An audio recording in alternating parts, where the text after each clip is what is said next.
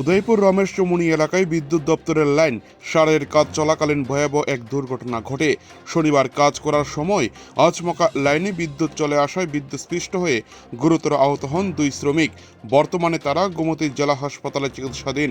স্থানীয় সূত্রে জানা গেছে, এদিন রমেশ চৌমুহনী এলাকায় বিদ্যুতের তার সারের কাজে নিযুক্ত ছিলেন দুই শ্রমিক।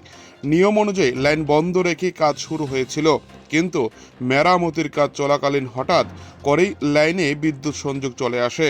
মুহূর্তের মধ্যে তারে জড়িয়ে ছিটকে মাটিতে লুটিয়ে পড়েন দুই কর্মী। ঘটনার ভয়াবহতা দেখে স্থানীয়রা আতঙ্কিত হয়ে পড়েন। আহতদের মধ্যে একজনের অবস্থা অত্যন্ত আশঙ্কাজনক বলে জানা গেছে। খবর দেওয়া হয় উদয়পুর অগ্নি নির্বাপক দপ্তরে।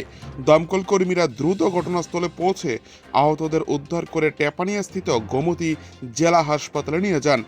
বর্তমানে সেখানে তাদের চিকিৎসা চলছে। লাইন সারাইয়ের কাজ চলাকালীন কিভাবে হঠাৎ বিদ্যুৎ সংযোগ সচল হলো তা নিয়ে জনমনে তীব্র ক্ষোভ ও প্রশ্ন দেখা দিয়েছে। বিদ্যুৎ দপ্তরের গাফিলতির কারণেই এই দুর্ঘটনা কিনা তা খতিয়ে দেখার দাবি জানিয়েছেন স্থানীয় বাসিন্দারা।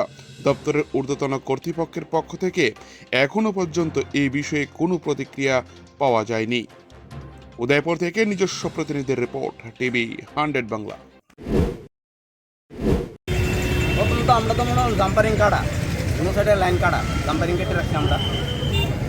একটা হঠাৎ করে এটা একটা লাইন হয়ে গেছে। আমাদের মূলত এটা ইনভার্টার থেকে এটা কি কারেন্টের লাইন আছে? এটা কি কাজ করতে আসলা তোমরা? কারেন্টের।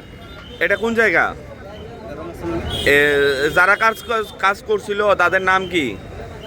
তো যে নাম যে করছিল নাম লিখছে না,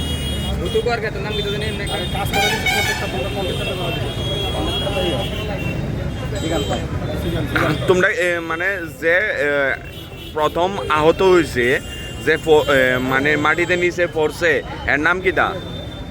এর নাম তো এমনি হ্যাঁ, হে কি বেশি সিরিয়াস? বেশি তো অন হসপিটাল হসপিটাল হয়ে গেছে?